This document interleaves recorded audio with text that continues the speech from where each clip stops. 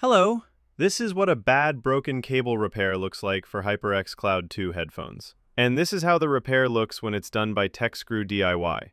Of course, the headphones still don't work because such a cable repair can't last long. Happily, this time the headphones have been brought to the right hands and will be fixed to work for a long time.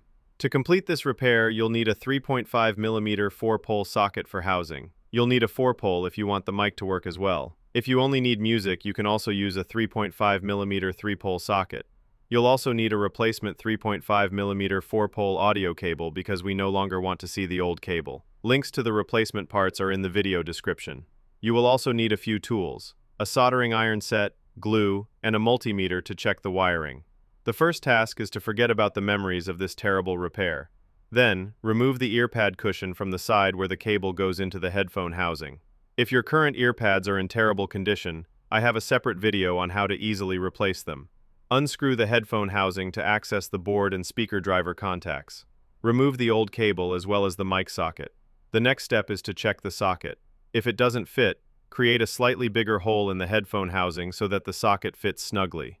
Then, use a multimeter to check which pins on the socket are for the mic, ground, left, and right. The longest contact is for the microphone, and the others are as shown in the image. Note that with a different type of socket, the pin layout may differ. You will also need to find some wires. It doesn't matter which ones. Old headphone wires or wires from an old AC/DC power adapter will work. Afterward, tin the wires to make it easier to solder them to the socket, then tin the socket contacts. Solder the wires to each contact, and remember which wire color corresponds to ground, mic, left, and right channels. Then, coat the contacts with nail polish, which you can ask your grandfather. This will protect the wires from short-circuiting. Next, twist the wires together so that they can be passed through the headphone housing. Apply super glue to the socket and press it into the headphone housing to secure it firmly. For extra security, apply glue on the inside as well. This will ensure that the socket is well fixed and will never fall out. Unwind a bit of the wires, tin all wires, and trim them shorter.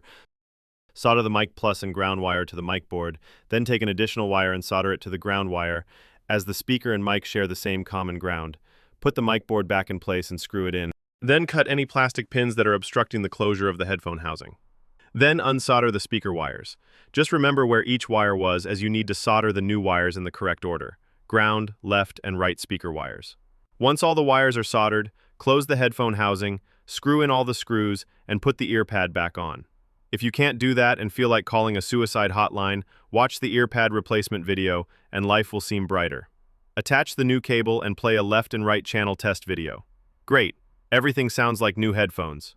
Congratulations! Not only did we fix these headphones, but we also improved them, so you'll never have a broken cable problem again.